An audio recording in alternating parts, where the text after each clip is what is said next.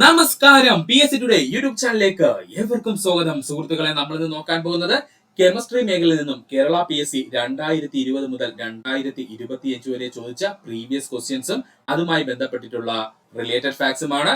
സുഹൃത്തുക്കൾ ശ്രദ്ധിക്കുക, വളരെ ഇമ്പോർട്ടന്റ് ആണ്. 2020 മുതൽ 2025 വരെയുള്ള കാലഘട്ടത്തിൽ കേരള PSC ചോദിച്ച കെമിസ്ട്രിയുടെ പ്രീവിയസ് ക്വസ്റ്റ്യൻസും അവയുമായി ബന്ധപ്പെട്ട റിലേറ്റഡ് ഫാക്ട്സും പാർട്ട് 1 ആണ് നമ്മൾ നോക്കാൻ പോകുന്നത്. സമയം കളയണ്ട, നമുക്ക് ക്ലാസ്സിലേക്ക് പോകാം. താഴെ കൊടുത്തിരിക്കുന്ന വാചകങ്ങളിൽ ശരിയായവ തിരഞ്ഞെടുക്കുക. നമുക്ക് നോക്കാം. ഏറ്റവും കാഠിന്യം കൂടിയ മൂലകം ആവർത്തന പട്ടികയിൽ ഗ്രൂപ്പ് 6 കാണപ്പെടുന്നത്. ശരിയാണ്. ഏറ്റവും കാഠിന്യം കൂടിയ മൂലകം ആവർത്തന പട്ടികയിൽ ഗ്രൂപ്പ് 6 കാണപ്പെടുന്നത്.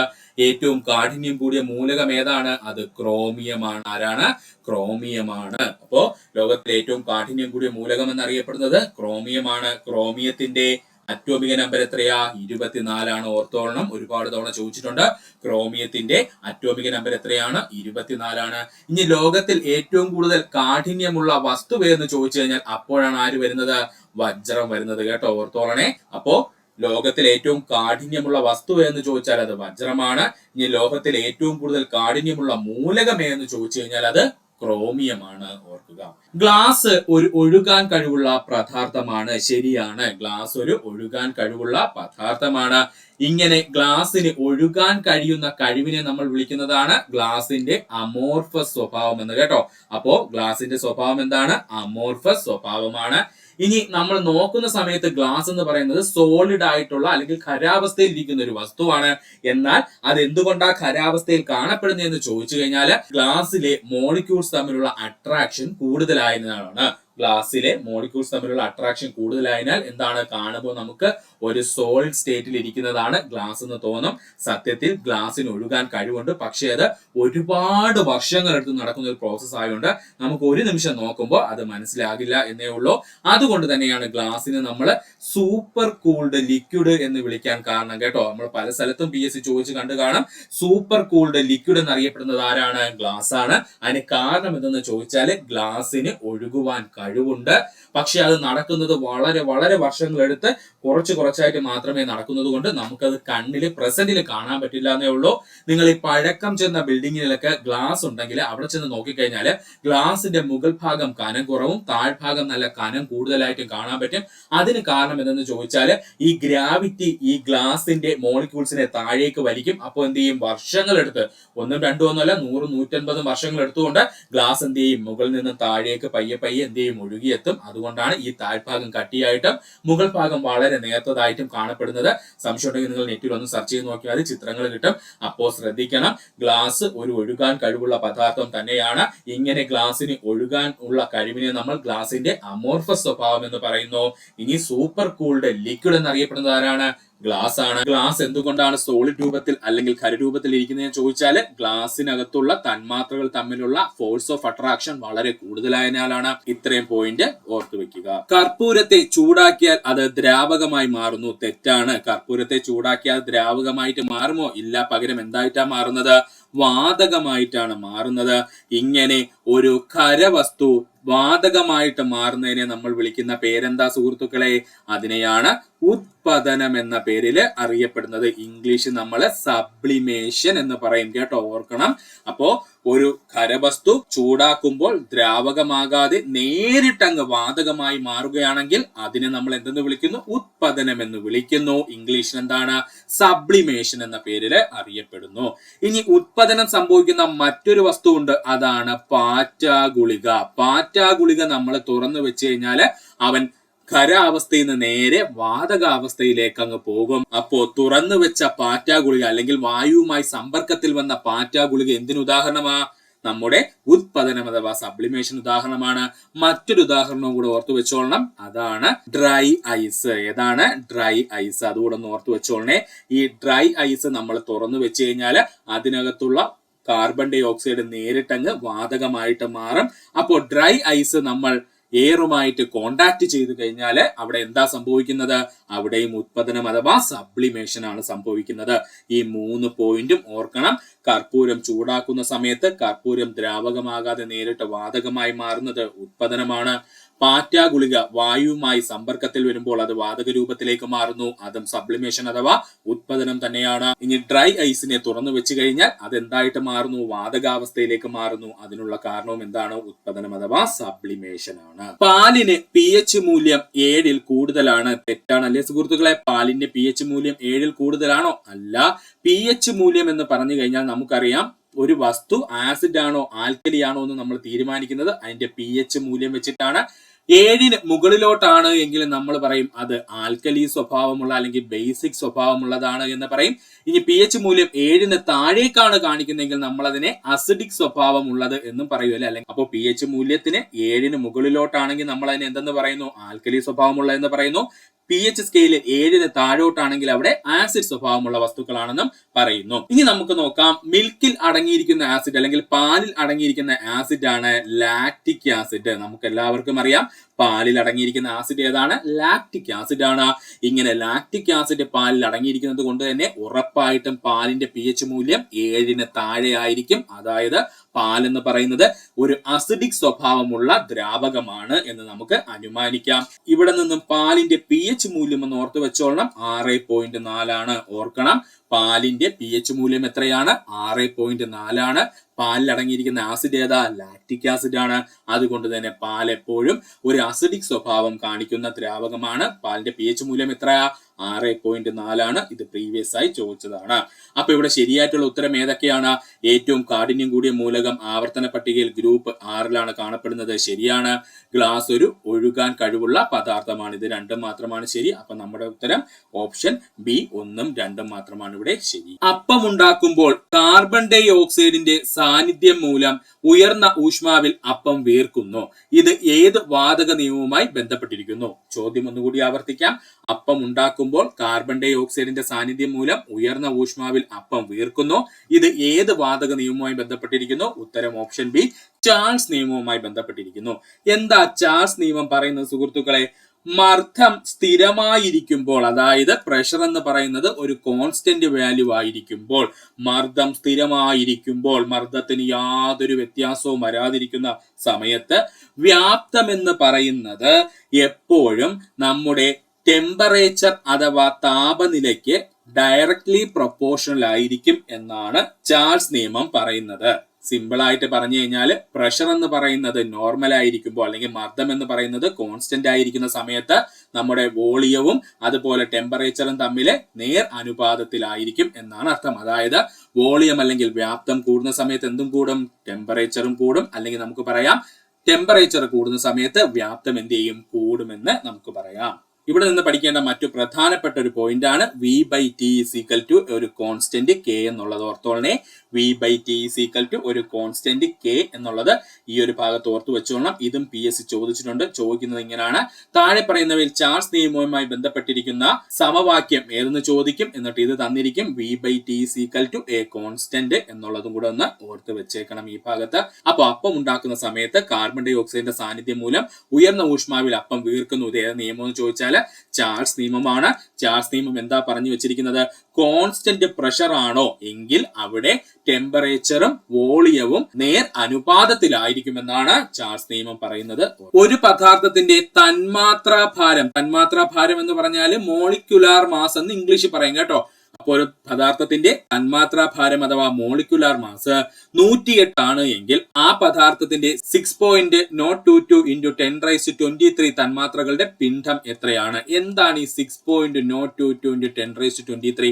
ഇവനെ നമ്മൾ വിളിക്കുന്നതാണ് അവഗാഡ്രോ നമ്പർ എന്ന്. എന്താണ് അവഗാഡ്രോ നമ്പർ എന്ന്?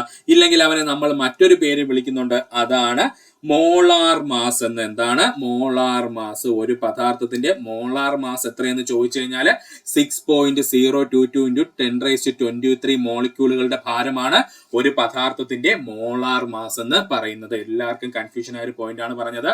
ഈ 6.022 × 10⁻23 കണ്ടു കഴിഞ്ഞാൽ അതിനെ അവഗാഡ്രോ നമ്പർ എന്ന് നമ്മൾ വിളിക്കും. അല്ലെന്നുണ്ടെങ്കിൽ നമുക്ക് പറയാം മോളാർ മാസ് എന്ന്. എന്താ മോളാർ മാസ് എന്നുകൊണ്ട് ഉദ്ദേശിക്കുന്നത്? 6.022 × 10⁻23 തന്മാത്രകളുടെ ഭാരത്തിനെയാണ് ഒരു മോളാർ മാസ് എന്ന് പറയുന്നത് കേട്ടോ. അതുകൂടെ ഒന്ന് ഓർക്കണം. ഇനി ഇവിടെ ഏറ്റവും പ്രധാനപ്പെട്ട നമ്മൾ ഓർക്കേണ്ട പോയിന്റ് എന്തെന്ന് ചോദിച്ചു കഴിഞ്ഞാൽ അതാണ് മോളാർ മാസ് എന്ന് പറയുന്നത് എപ്പോഴും മോളിക്യുലാർ മാസിന് ഈക്വൽ ആയിരിക്കും കേട്ടോ. മോളാർ മാസ് എന്ന് പറയുന്നത് എപ്പോഴും മോളിക്യുലാർ മാസിന് ഈക്വൽ ആയിരിക്കും. വീണ്ടും പറയുന്നു, മോളാർ മാസ് എന്ന് പറയുന്നത് എപ്പോഴും മോളിക്യുലാർ മാസിന് ഈക്വൽ ആയിരിക്കും. അങ്ങനെയാണെങ്കിൽ ഇവിടെ ഒരു പദാർത്ഥം തന്നിരിക്കുന്നു, അതിന്റെ മോളിക്യുലാർ മാസ് എന്ന് പറയുന്നത് 108 ആണ്. എന്നിട്ട് PSC ചോദിച്ചേക്കുന്നത് എന്താ, ഡയറക്റ്റ് മോളാർ മാസ് എത്രയെന്ന് ചോദിക്കാതെ 6.022 ഗുണം 10⁻23 തന്മാത്രകളുടെ ഭാരം എത്രയെന്ന് ചോദിച്ചിരിക്കുന്നു. സിമ്പിൾ ആയിട്ട് പറഞ്ഞാൽ അതിന് തന്നെയാണ് മോളാർ മാസ് എന്ന് നമ്മൾ പറയുന്നത്. അതുകൊണ്ട് ഇവിടെ ഉത്തരം ഓപ്ഷൻ എ ആണ്. ഇനി ഇതിൽ രണ്ടാമതായിട്ട് ഒരു കേസ് കൂടെ ഉണ്ട്. ചിലപ്പോ ഈ 6.022 × 10⁻23 എന്നതിന് പകരം വേറെ ഏതെങ്കിലും ഒരു വാല്യൂ PSC തന്നിരിക്കും. ചിലപ്പോൾ 20യോ 80യോ ഒക്കെ തന്നിരിക്കും. ഡിഗ്രി ലെവലാണ് അത് കൂടുതലായിട്ട് കണ്ടിട്ടുള്ളത്. ഇങ്ങനെയുള്ള ക്വസ്റ്റ്യൻസ് വന്നു കഴിഞ്ഞാൽ ഇത് എങ്ങനെ ചെയ്യാന്ന് ചോദിച്ചാൽ, ഈ ക്വസ്റ്റ്യന്റെ കേസിലാണെന്നുണ്ടെങ്കിൽ 108 ഗ്രാം എന്തിന് തുല്യമാണ്, 6.022 × 10⁻23 തുല്യമാണ്. നമ്മുടെ ക്വസ്റ്റ്യൻ എത്ര കണ്ടുപിടിക്കാൻ തന്നേക്കുന്നേ, 6.022 × 10⁻20 ആണ് തന്നിരിക്കുന്നത്.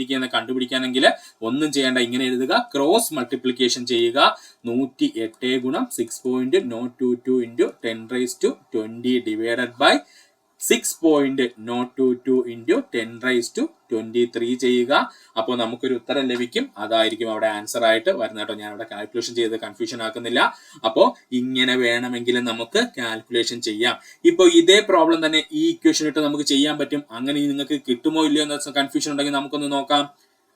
നമുക്ക് എത്രയാണ് തന്നിരിക്കുന്നത്, 108 ആണ് തന്മാത്രാ ഭാരം തന്നിരിക്കുന്നത്. 108 തന്മാത്രാ ഭാരം എന്ന് പറഞ്ഞു കഴിഞ്ഞാൽ അത് മോളാർ മാസിന് ഈക്വൽ ആണ്. അപ്പൊ നമുക്ക് പറയാം 6.022 × 10⁻23 ഈക്വൽ ആണ് എന്ന് നമുക്ക് പറയാം.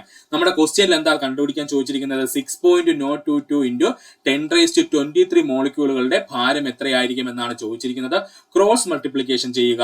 108 ഗുണം 6.022 × 10⁻23 ഡിവൈഡഡ് ബൈ വീണ്ടും ഒരു 6.022 × 10⁻23 വരും. ഈ 6.022 10⁻23 6.022 10⁻23 ക്യാൻസൽ ആയി പോയി. നമ്മുടെ ഉത്തരം 108 എന്ന് വരും കേട്ടോ. അപ്പോൾ ഈ ഒരു ഇക്വേഷൻ ഉണ്ടെങ്കിൽ നിങ്ങൾക്ക് അങ്ങനെ വേണമെങ്കിലും കാൽക്കുലേഷൻ ചെയ്തെടുക്കാം. ഡിഗ്രി ലെവലിൽ മാത്രമേ അത്രയും ഡീപ്പായിട്ട് കണ്ടിട്ടുള്ളൂ. CPO പരീക്ഷയുള്ള സുഹൃത്തുക്കൾ ഈ ഫസ്റ്റ് സ്റ്റെപ്പ് ഒന്ന് ഓർത്ത് വെച്ചിരുന്നാൽ മാത്രം മതി, നിങ്ങൾക്ക് ഒരു മാർക്ക് ലഭിക്കും. റേഡിയോ ആക്റ്റീവ് കാർബൺ ഡേറ്റിംഗിന് ഉപയോഗിക്കുന്ന കാർബണിന്റെ ഐസോടോപ്പ് ഏതാണ്? ഉത്തരം കാർബൺ 14 ആണ്. റേഡിയോ ആക്റ്റീവ് കാർബൺ ഡേറ്റിംഗിന് ഉപയോഗിക്കുന്ന കാർബണിന്റെ ഐസോടോപ്പ് ഏതാണ്? കാർബൺ 14 ആണ്. ക്യാൻസർ ചികിത്സയ്ക്കും ട്യൂമർ നശിപ്പിക്കാനും ഉപയോഗിക്കുന്ന കൊബാൾട്ടിന്റെ ഐസോടോപ്പാണ് കൊബാൾട്ട് 60. ഓർത്തോളനെ, ക്യാൻസർ ചികിത്സയിൽ ട്യൂമറുകളെ നശിപ്പിക്കാൻ ഉപയോഗിക്കുന്ന കൊബാൾട്ടിന്റെ ഐസോടോപ്പാണ് കൊബാൾട്ട് 60. തൈറോയിഡ് ഗ്രന്ഥിയുടെ പ്രവർത്തനങ്ങൾ നിരീക്ഷിക്കാനും തൈറോയിഡ് ക്യാൻസർ ചികിത്സിക്കാനും ഉപയോഗിക്കുന്ന അയഡിന്റെ ഐസോടോപ്പാണ് അയഡിൻ 131. തൈറോയിഡ് ഗ്രന്ഥിയുടെ പ്രവർത്തനങ്ങൾ നിരീക്ഷിക്കാനും തൈറോയിഡ് ക്യാൻസർ ചികിത്സിക്കാനും ഉപയോഗിക്കുന്ന അയഡിന്റെ ഐസോടോപ്പ് എന്ന് ചോദിച്ചാൽ അത് അയഡിൻ 131 ആണ്. രക്തചംക്രമണ വ്യവസ്ഥയിലെ തടസ്സങ്ങൾ കണ്ടെത്താൻ ഉപയോഗിക്കുന്ന സോഡിയത്തിന്റെ ഐസോടോപ്പാണ് സോഡിയം 24. രക്തചംക്രമണ വ്യവസ്ഥയിലെ തടസ്സങ്ങൾ കണ്ടെത്താൻ ഉപയോഗിക്കുന്ന സോഡിയത്തിന്റെ ഐസോടോപ്പ് ഏതാ? സോഡിയം 24 ആണ്. വ്യവസായ സ്ഥാപനങ്ങളിലെ പൈപ്പുകളിലെയും വെൽഡുകളിലെയും വിള്ളലുകൾ കണ്ടെത്താൻ ഉപയോഗിക്കുന്ന ഇറിഡിയത്തിന്റെ ഐസോടോപ്പാണ് ഇറിഡിയം 192. വ്യവസായ സ്ഥാപനങ്ങളിലെ പൈപ്പുകളിലെയും വെൽഡുകളിലെയും വിള്ളലുകൾ കണ്ടെത്താൻ ഉപയോഗിക്കുന്ന ഇറിഡിയത്തിന്റെ ഐസോടോപ്പാണ് ഇറിഡിയം 192. ആണവ നിലയങ്ങളിൽ ഇന്ധനമായി ഉപയോഗിക്കുന്ന യുറേനിയത്തിന്റെ ഐസോടോപ്പാണ് യുറേനിയം 235. ഈ യുറേനിയം 235 അറിയപ്പെടുന്ന രോമന പേരാണ് എൻറിച്ച്ഡ് യുറേനിയം. ഒരുപാട് തവണ ചോദിച്ചിട്ടുണ്ട്. എൻറിച്ച്ഡ് യുറേനിയം എന്നറിയപ്പെടുന്നത് ആരാണ്? അത് യുറേനിയം 235 ആണ്. ഓർത്തോളണേ. അപ്പോ ആണവ നിലയങ്ങളിൽ ഇന്ധനമായി ഉപയോഗിക്കുന്ന യുറേനിയത്തിന്റെ ഐസോടോപ്പ് ഏതാ? യുറേനിയം 235 ആണ്. ഈ യുറേനിയം 235 അറിയപ്പെടുന്ന ഓമന പേരെന്താ? എൻറിച്ച്ഡ് യുറേനിയം എന്ന്. പുരാതന വസ്തുക്കളുടെയും ഫോസിലുകളുടെയും മരങ്ങളുടെയും കാലപ്പഴക്കം നിർണ്ണയിക്കാൻ ഉപയോഗിക്കുന്ന കാർബണിന്റെ ഐസോടോപ്പാണ് ക്വസ്റ്റ്യനിൽ വന്നത് കാർബൺ 14. പുരാതന വസ്തുക്കളുടെയും ഫോസിലുകളുടെയും മരങ്ങളുടെയും കാലപ്പഴക്കം നിർണ്ണയിക്കാൻ ഉപയോഗിക്കുന്ന അല്ലെങ്കിൽ കാർബൺ ഡേറ്റിംഗിന് ഉപയോഗിക്കുന്ന കാർബണിന്റെ ഐസോടോപ്പ് ഏതാ? കാർബൺ 14 ആണ്. ആണവ നിലയങ്ങളിൽ ന്യൂട്രോണുകളെ മന്ദഗതിയിലാക്കാൻ അല്ലെങ്കിൽ നമുക്ക് പറയാം മോഡറേറ്ററായി ഉപയോഗിക്കുന്ന ഹൈഡ്രജന്റെ ഐസോടോപ്പാണ് ഹെവി വാട്ടർ അഥവാ ഡ്യൂട്ടീരിയം എന്ന് പറയുന്നത്. ആണവ നിലയങ്ങളിൽ ന്യൂട്രോണുകളെ മന്ദഗതിയിലാക്കാൻ അല്ലെങ്കിൽ മോഡറേറ്റർ ആയിട്ട് ഉപയോഗിക്കുന്ന ഹൈഡ്രജന്റെ ഐസോടോപ്പ് ഏതാ? ഹെവി വാട്ടർ അഥവാ ഡ്യൂട്ടീരിയം D2O ആണ്. ശുദ്ധജലത്തിന്റെ pH മൂല്യം എത്രയാണ്? ശുദ്ധജലത്തിന്റെ pH മൂല്യം എത്രയാ? 7 ആയിരിക്കും. ശ്രദ്ധിച്ചോളണേ, ശുദ്ധജലത്തിന്റെ pH മൂല്യം എപ്പോഴും എത്രയായിരിക്കും? 7 ആയിരിക്കും.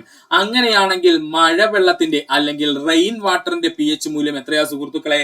അത് 5.6 ആണ്. ഓർക്കണം, ഒരുപാട് തവണ ഇപ്പൊ PS പ്രീവിയസ് ആയി ചോദിച്ചുകൊണ്ടിരിക്കുന്ന ചോദ്യമാണ്. റെയിൻ വാട്ടറിന്റെ അല്ലെങ്കിൽ മഴവെള്ളത്തിന്റെ pH മൂല്യം എത്രയാ? 5.6 ആണ്. മിക്കുള്ള ഉദ്യോഗാർത്ഥികളും 7 കൊടുക്കും. തെറ്റാണ്. നമുക്കറിയാം നമ്മുടെ അന്തരീക്ഷത്തിൽ NOx, XOX എന്നീ എമിഷൻസ് ഒക്കെ ഉണ്ടാവാറുണ്ടല്ലേ. ഈ എമിഷൻസ് എല്ലാം നമ്മുടെ ജലത്തിൽ ചേർന്നിട്ട് അസിഡിക് രൂപത്തിലാണ് മഴ പെയ്യുന്നത്. അതുകൊണ്ട് തന്നെ മഴവെള്ളം എപ്പോഴും അസിഡിക് സ്വഭാവമുള്ളതായിരിക്കും. അതുകൊണ്ട് മഴയുടെ pH മൂല്യം എത്രയാ? 5.6 ആണ്. ഓർത്തു വെച്ചോളണം, മഴവെള്ളത്തിന്റെ pH മൂല്യം എത്രയാ? 5.6 ആണ്. എന്നാൽ ശുദ്ധമായ ജലത്തിന്റെ pH മൂല്യം നോക്കിയാൽ അത് 7 ആണ്. ഇതുപോലെ PS ചോദിക്കുന്നതാണ് ബ്ലഡിന്റെ pH മൂല്യം. ബ്ലഡിന്റെ pH മൂല്യം എത്രയാണ്? 7.4 ആണ്. അതായത് നമ്മുടെ ബ്ലഡ് എന്ന് പറയുന്നത് ആൽക്കലി സ്വഭാവമുള്ളതാണ്. ഓർത്തോളനെ, ബ്ലഡിന്റെ pH മൂല്യം എത്രയാണ്? 7.4 ആണ്. അതിന്റെ അർത്ഥം എന്താ? നമ്മുടെ ബ്ലഡ് എന്ന് പറയുന്നത് ആൽക്കലി സ്വഭാവമുള്ളത് അല്ലെങ്കിൽ ഒരു ബേസിക് സ്വഭാവമുള്ളതാണെന്നും ഓർക്കുക. ഇതുപോലെ തന്നെ ചോദിക്കുന്നതാണ് നാരങ്ങ വെള്ളത്തിന്റെ pH മൂല്യം. നാരങ്ങ വെള്ളത്തിന്റെ pH മൂല്യം എത്രയാ? 2.4 ആണ്. നാരങ്ങ വെള്ളത്തിന്റെ pH മൂല്യം എത്രയാ? 2.4 ആണ്. ഇതും പ്രീവിയസ് ആയി ചോദിച്ചിട്ടുള്ളതാണ്. അതുപോലെ തന്നെയാണ് പാലിന്റെ pH മൂല്യം എത്രയാ സുഹൃത്തുക്കളെ? നേരത്തെ നമ്മൾ പറഞ്ഞിട്ടുണ്ട്, 6.4 ആണ്. പാലിന്റെ pH മൂല്യം എത്രയാണ്? 6.4 ആണ്. ഏറ്റവും കൂടുതൽ PSC ആവർത്തിക്കുന്ന 5 പ്രധാനപ്പെട്ട pHകളാണ് ഇവിടെ പറഞ്ഞത്. ഒന്ന്, ശുദ്ധജലത്തിന്റെ pH മൂല്യം എത്രയാണ്? 7 ആണ്. റെയിൻ വാട്ടറിന്റെ pH മൂല്യം എത്രയാണ്? 5.6 ആണ്. ബ്ലഡിന്റെ pH മൂല്യം എത്രയാണ്? 7.4 ആണ്. നാരങ്ങയുടെ pH മൂല്യം എത്രയാണ്? 2.4 ആണ്. പാലിന്റെ pH മൂല്യം 6.4 ആണ്. ഇത്രയും സുഹൃത്തുക്കൾ ഓർക്കണം. അത് LGS എന്നോ ഡിഗ്രി ലെവൽ എന്നോ ഇല്ല, ഏതൊരു എക്സാമിനും നിങ്ങൾക്ക് ഇത് പ്രതീക്ഷിക്കാം. ആറ്റത്തിന്റെ സൗരയൂഥ മാതൃക ആരുടെ സംഭാവനയാണ്? ഉത്തരം റുദർഫോർഡിന്റെ സംഭാവനയാണ് അല്ലെ. ആറ്റത്തിന്റെ സൗരയൂഥ മാതൃക ആരുടെ സംഭാവനയാ? റുദർഫോർഡിന്റെ സംഭാവനയാണ്. ആറ്റത്തിന്റെ പ്ലം പുട്ടിംഗ് മോഡൽ ആരുടെ സംഭാവനയാ? JJ തോംസന്റെ. ആറ്റത്തിന്റെ പ്ലം പുട്ടിംഗ് മോഡൽ മുന്നോട്ട് കൊണ്ടുവന്നത് ആരാ? JJ തോംസൺ ആണ്. ആറ്റത്തിന്റെ വേവ് മെക്കാനിക്സ് മാതൃക കൊണ്ടുവന്നത് ഇർവിൻ ഷോഡിഞ്ചർ ആണ്. ഇമ്പോർട്ടന്റ് ആണ്. ആറ്റത്തിന്റെ വേവ് മെക്കാനിക്സ് മാതൃക കൊണ്ടുവന്നത് ആരാ? ഇർവിൻ ഷോഡിഞ്ചർ ആണ്. ആറ്റവുമായി ബന്ധപ്പെട്ട അനിശ്ചിതത്വ സിദ്ധാന്തം കൊണ്ടുവന്നത് ഹെയ്സൻബർഗ് ആണ്. ആറ്റവുമായി ബന്ധപ്പെട്ട് അനിശ്ചിതത്വ സിദ്ധാന്തം കൊണ്ടുവന്നത് ആരാണ്? ഹെയ്സൻബർഗ് ആണ്. ഒന്നുകൂടെ ശ്രദ്ധിച്ചോളണേ, ആറ്റത്തിന്റെ സൗരയൂഥ മാതൃക കൊണ്ടുവന്നത് റുദർഫോർഡ് ആണ്. ആറ്റത്തിന്റെ പ്ലം പുട്ടിംഗ് മോഡൽ കൊണ്ടുവന്നത് JJ തോംസൺ ആണ്. ആറ്റത്തിന്റെ വേവ് മെക്കാനിക്സ് മാതൃക കൊണ്ടുവന്നത് ഇർവിൻ ഷോഡിഞ്ചർ ആണ്. അനിശ്ചിതത്വ സിദ്ധാന്തം കൊണ്ടുവന്നത് ആരാ? ഹെയ്സൻബർഗ് ആണ്. കലാമിൻ ഏത് ലോഹത്തിന്റെ അയിരാണ്? ഉത്തരം സിങ്കിന്റെ. കലാമിൻ ഏത് ലോഹത്തിന്റെ അയിരാ സുഹൃത്തുക്കളെ? സിങ്കിന്റെ അയിരാണ് കലാമിൻ എന്ന് പറയുന്നത്. ഇനി PSC സ്ഥിരമായിട്ട് ചോദിക്കുന്ന പ്രധാനപ്പെട്ട ലോഹങ്ങളും അവയുടെ അയിരുകളുമാണ് നമ്മൾ പഠിക്കാൻ പോകുന്നത്. ഇത് ഡിഗ്രി എന്നോ LGS എന്നോ ഇല്ല, ഏതൊരു എക്സാമിനും നിങ്ങൾക്ക് ഇത് പ്രതീക്ഷിക്കാം. ഈ പറഞ്ഞിരിക്കുന്ന ഇത്രയും ലോഹവും അവയുടെ അയിരുകളും പഠിക്കാതെ പോവരുത്, അത്രയും ഇമ്പോർട്ടന്റ് ആണ്. അപ്പൊ നോക്കാം നമുക്ക് പ്രധാനപ്പെട്ട PSC ചോദിച്ച ലോഹങ്ങളും അവയുടെ അയിരുകളും. സിങ്കിന്റെ പ്രധാനപ്പെട്ട അയിരാണ് കലാമിൻ, സിങ്ക് ബ്ലെൻഡ്, സിൻസൈറ്റ്. ഓർത്തോളണേ, സിങ്കിന്റെ പ്രധാനപ്പെട്ട അയിരുകൾ ഏതൊക്കെയാണ്? കലാമിൻ, സിങ്ക് ബ്ലെൻഡ്, സിൻസൈറ്റ് എന്നിവയാണ്. ലെഡിന്റെ പ്രധാനപ്പെട്ട അയിരുകളാണ് ഗലീന, സെറുസൈറ്റ്, ലിത്താർജ്. ലെഡിന്റെ പ്രധാനപ്പെട്ട അയിരുകൾ ഏതൊക്കെയാ? ഗലീന, സെറുസൈറ്റ്, ലിത്താർജ് എന്നിവയാണ്. കാൽസ്യത്തിന്റെ പ്രധാനപ്പെട്ട അയിരുകളാണ് ജിപ്സവും ഫ്ലൂസ്പെറും. കാൽസ്യത്തിന്റെ പ്രധാനപ്പെട്ട അയിരുകളാണ് ജിപ്സവും ഫ്ലൂസ്പെറും. ഇരുമ്പിന്റെ പ്രധാനപ്പെട്ട അയിരുകളാണ് ഹെമറ്റൈറ്റ്, മാഗ്നറ്റൈറ്റ്, അയൺ പൈറൈറ്റിസ്. ഓർത്തോളണം, ഇത്രയും ഇമ്പോർട്ടന്റ് ആണ്. ഇരുമ്പിന്റെ പ്രധാനപ്പെട്ട അയിരുകൾ ഏതൊക്കെയാ? Hematite, magnetite, iron pyrites. അലുമിനിയത്തിന്റെ പ്രധാനപ്പെട്ട അയിരാണ് ബോക്സൈറ്റും ക്രയോലൈറ്റും. അലുമിനിയത്തിന്റെ പ്രധാനപ്പെട്ട അയിരുകൾ ഏതൊക്കെയാ? ബോക്സൈറ്റും ക്രയോലൈറ്റും. കോപ്പർ അല്ലെങ്കിൽ ചെമ്പിന്റെ പ്രധാനപ്പെട്ട അയിരുകളാണ് മാലക്കൈറ്റും ചാൽക്കൊലൈറ്റും. ഇമ്പോർട്ടന്റ് ആണ്. കോപ്പറിന്റെ പ്രധാനപ്പെട്ട അയിരുകൾ ഏതൊക്കെയാ? മാലക്കൈറ്റും ചാൽക്കലൈറ്റും. യുറേനിയത്തിന്റെ പ്രധാനപ്പെട്ട അയിരാണ് പിച്ച് ബ്ലെൻഡ്. യുറേനിയത്തിന്റെ ഏറ്റവും പ്രധാനപ്പെട്ട അയിര് ഏതാണ്? പിച്ച് ബ്ലെൻഡ് ആണ്. തോറിയത്തിന്റെ അയിരാണ് മോണോസൈറ്റ്. തോറിയത്തിന്റെ അയിര് ഏതാണ്? മോണോസൈറ്റ് ആണ്. ഇതിന്റെ ഏറ്റവും വലിയ ഇമ്പോർട്ടൻസ് എന്താണ്? നമ്മുടെ കേരളത്തിലെ കോസ്റ്റൽ ഏരിയ അല്ലെങ്കിൽ തീരപ്രദേശങ്ങളിൽ കാണപ്പെടുന്ന ആണവധാതു അയിര് ഏതാണെന്ന് ചോദിച്ചാൽ അത് മോണോസൈറ്റ് ആണ്. ഓർത്തോളണം. കേരളത്തിലെ കോസ്റ്റൽ ഏരിയകൾ അല്ലെങ്കിൽ തീരപ്രദേശങ്ങളിൽ കാണപ്പെടുന്ന ആണവധാതു അയിര് ഏതെന്ന് ചോദിച്ചാൽ അത് മോണോസൈറ്റ് ആണ്. അപ്പോൾ മോണോസൈറ്റ് ഏതിന്റെ അയിര? തോറിയത്തിന്റെ അയിരാണ്. മെർക്കുറിയുടെ അയിരാണ് സിന്നബാർ. മെർക്കുറിയുടെ അയിരാണ് സിന്നബാർ. ടൈറ്റാനിയത്തിന്റെ അയിരാണ് റൂട്ടൈലും ഇൽമനൈറ്റും. ടൈറ്റാനിയത്തിന്റെ അയിരാണ് റൂട്ടൈലും ഇൽമനൈറ്റും. മെഗ്നീഷ്യത്തിന്റെ അയിരാണ് ഡോളമൈറ്റ്. ഓർത്തോളണം. മെഗ്നീഷ്യത്തിന്റെ അയിര് ഏതാണ്? ഡോളമൈറ്റ് ആണ്. ഇത്രയും സുഹൃത്തുക്കൾ പഠിച്ചിട്ട് വേണം പോകാൻ. വളരെ വളരെ ഇമ്പോർട്ടന്റ് ആണ്. ഒരുപാട് തവണ PSC പ്രീവിയസ് ആയി ചോദിച്ച കെമിസ്ട്രിയിലെ മേഖലയാണ് ലോഹങ്ങളും അതിന്റെ അയിരും. ഉത്കൃഷ്ടവാതകങ്ങൾ ആധുനിക പീരിയോഡിക് ടേബിൾ ഏത് ഗ്രൂപ്പിൽ ഉൾപ്പെടുന്നു? ഉത്തരം ഓപ്ഷൻ എ 18ാം ഗ്രൂപ്പിലാണ് ഉൾപ്പെടുന്നത് കേട്ടോ. ഉത്കൃഷ്ടവാതകങ്ങൾ ആധുനിക പീരിയോഡിക് ടേബിൾ ഏത് ഗ്രൂപ്പിലാണ് ഉൾപ്പെടുന്നത്? അത് 18ാം ഗ്രൂപ്പിലാണ് ഉൾപ്പെടുന്നത്. 1 മുതൽ 2 വരെയുള്ള ഗ്രൂപ്പും 13 മുതൽ 18 വരെയുള്ള ഗ്രൂപ്പിലുള്ള മൂലകങ്ങളെ വിളിക്കുന്ന പേരാണ് പ്രാതിനിധ്യ മൂലകങ്ങൾ എന്ന്. 1 മുതൽ 2 വരെയുള്ള ഗ്രൂപ്പ് വരെയും 13 മുതൽ 18 വരെയുള്ള ഗ്രൂപ്പിലും ഉൾപ്പെട്ടിരിക്കുന്ന മൂലകങ്ങളെ പൊതുവായി വിളിക്കുന്ന പേരാണ് പ്രാതിനിധ്യ മൂലകങ്ങൾ എന്ന്. 3 മുതൽ 12 വരെയുള്ള ഗ്രൂപ്പിൽ അടങ്ങിയിരിക്കുന്ന മൂലകങ്ങളാണ് സംക്രമണ മൂലകങ്ങൾ അല്ലെങ്കിൽ ഡി ബ്ലോക്ക് ഇലമെന്റ്സ് എന്ന് നമ്മൾ വിളിക്കും. 3 മുതൽ 12 വരെയുള്ള ഗ്രൂപ്പിൽ അടങ്ങിയിരിക്കുന്ന മൂലകങ്ങളെ നമ്മൾ സംക്രമണ മൂലകങ്ങൾ അഥവാ ഡി ബ്ലോക്ക് ഇലമെന്റ്സ് എന്ന് വിളിക്കും. 57 മുതൽ 71 വരെ അറ്റോമിക നമ്പറുള്ള മൂലകങ്ങളാണ് ലാന്തനൈഡുകൾ എന്നറിയപ്പെടുന്നത്. 57 മുതൽ 71 വരെ അറ്റോമിക നമ്പറുള്ള മൂലകങ്ങൾ അറിയപ്പെടുന്ന പേരെന്താണ്? ലാന്തനൈഡുകൾ എന്ന്. 89 മുതൽ 103 വരെ അറ്റോമിക നമ്പറുള്ള മൂലകങ്ങൾ അറിയപ്പെടുന്ന പേരാണ് ആക്ടിനൈഡുകൾ. 89 മുതൽ 103 വരെ അറ്റോമിക നമ്പറുള്ള മൂലകങ്ങൾ അറിയപ്പെടുന്ന പേരെന്താണ്? ആക്ടിനൈഡുകൾ എന്ന്.